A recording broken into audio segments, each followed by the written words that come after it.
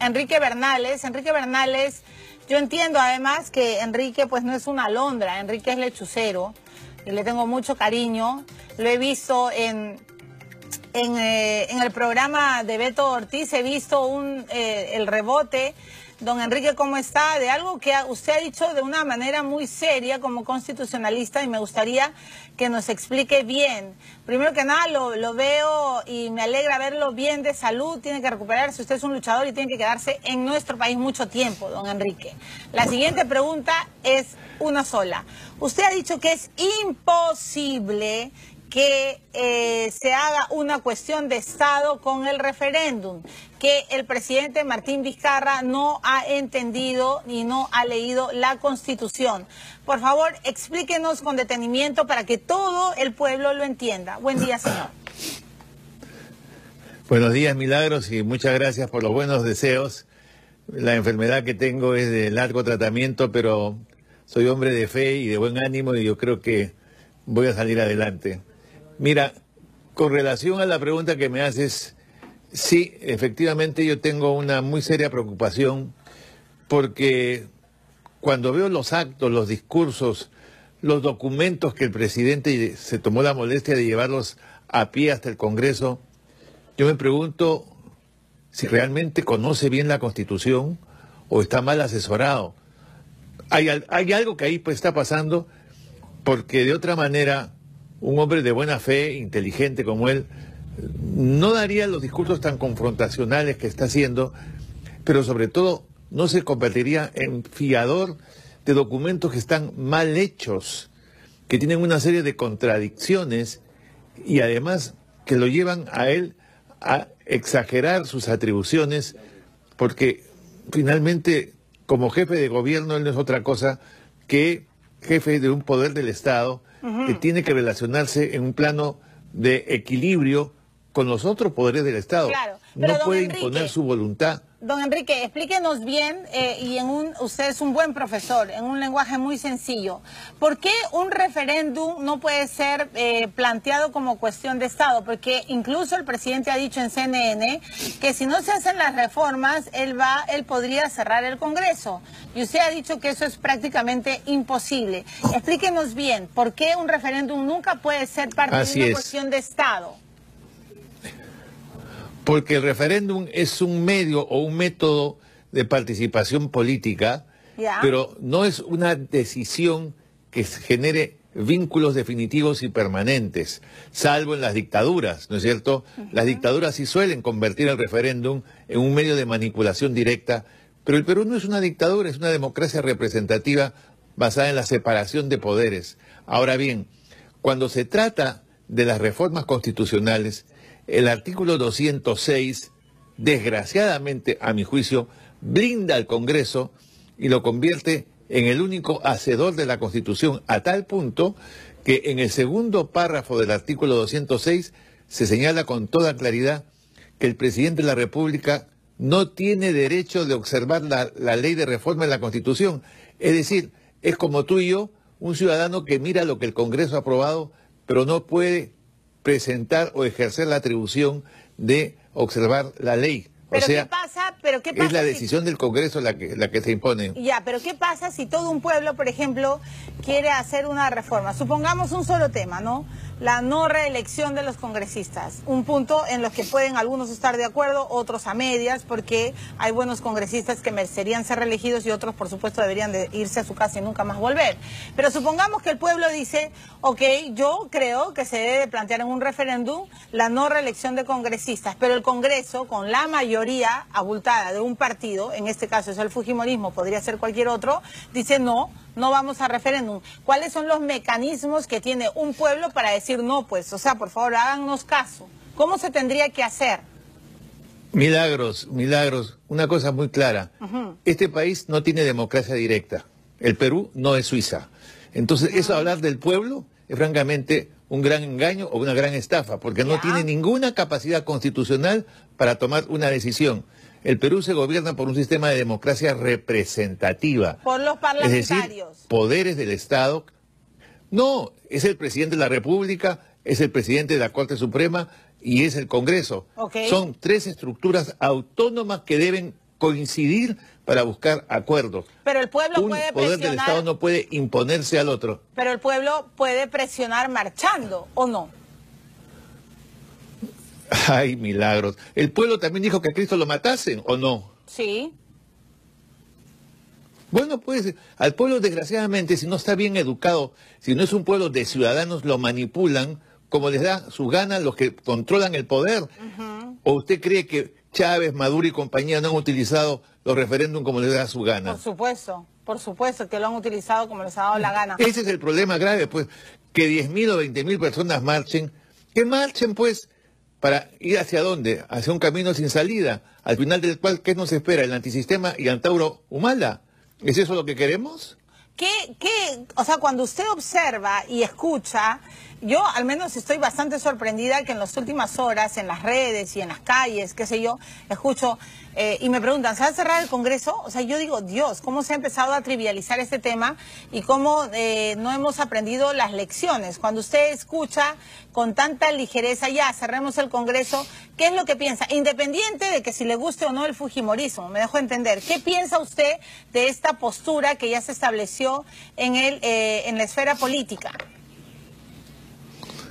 El boca a boca y el rumor está en los escritos del señor Goebbels, que era el asesor de comunicaciones de Hitler. Y Hitler llevó a Alemania al desastre utilizando ese tipo de mecanismos de comunicación que están perfectamente descritos, si tú lo debes conocer, porque está en todas las grandes teorías de sistemas de comunicación que también incluyen mecanismos de manipulación.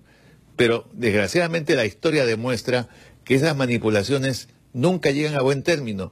En Argentina decía que se vayan todos. ¿Y quiénes llegaron? Los Kirchner. Más rateros que nunca. ¿En Brasil qué pasó? Llegó Lula. ¿Qué pasó en Brasil? Lula. Sí, claro, y Lula había sido un gran ladrón también. Sí, un gran ladrón, por supuesto. Y tenemos el caso de Venezuela, y tenemos el caso de Ortega, y tenemos el caso de Correa. Muy bien. Hay que tener mucho cuidado. Al pueblo se le educa, al pueblo no se le engaña.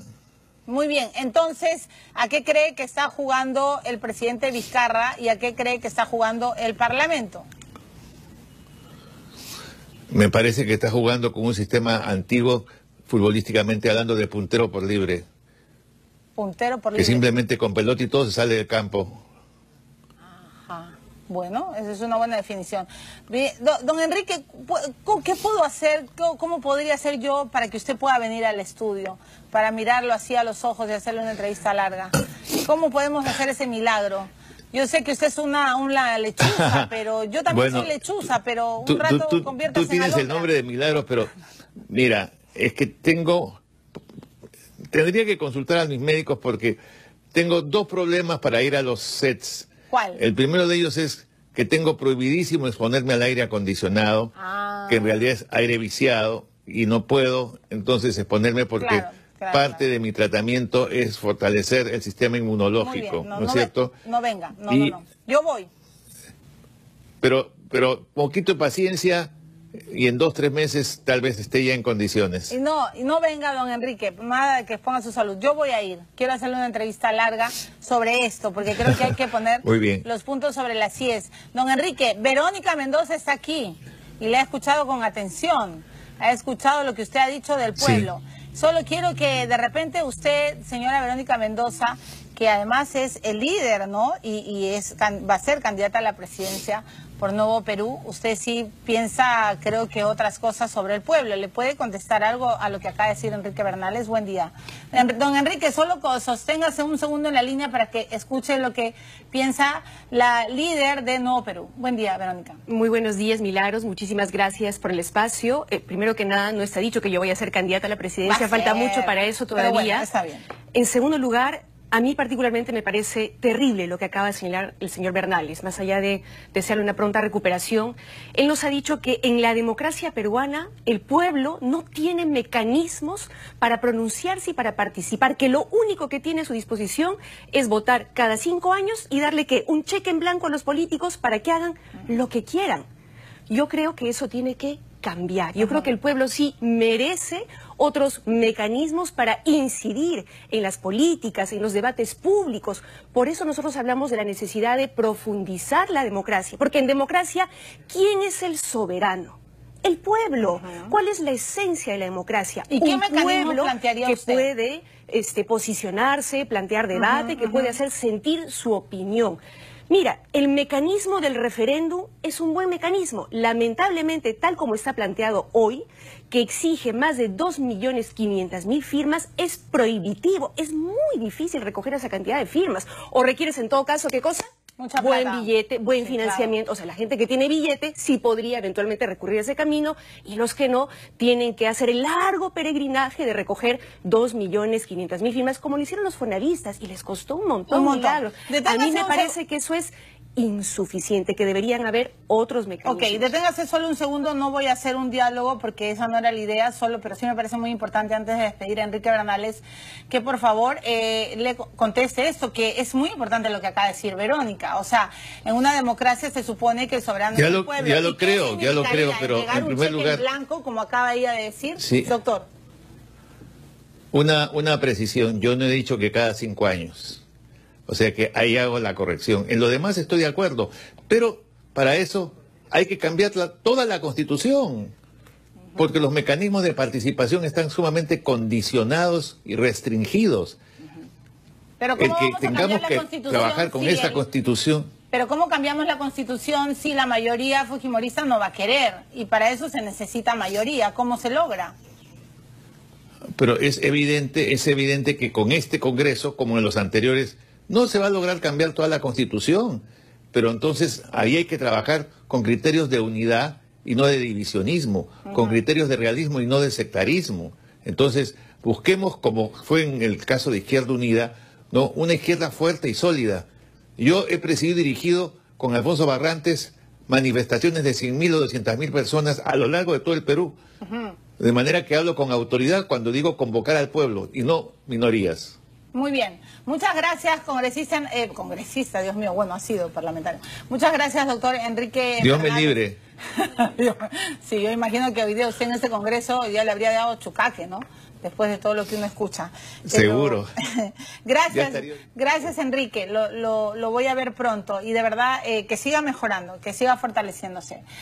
Verónica Mendoza ha dicho cosas muy importantes, porque es cierto, o sea, los ciudadanos también tenemos derecho a expresar nuestra voz, pero hoy día, y sí le quiero preguntar como líder de Nuevo Perú, estamos enfrentados, señora Mendoza, a un tiempo crítico de fuegos cruzados, de cada uno jala agua para su molino.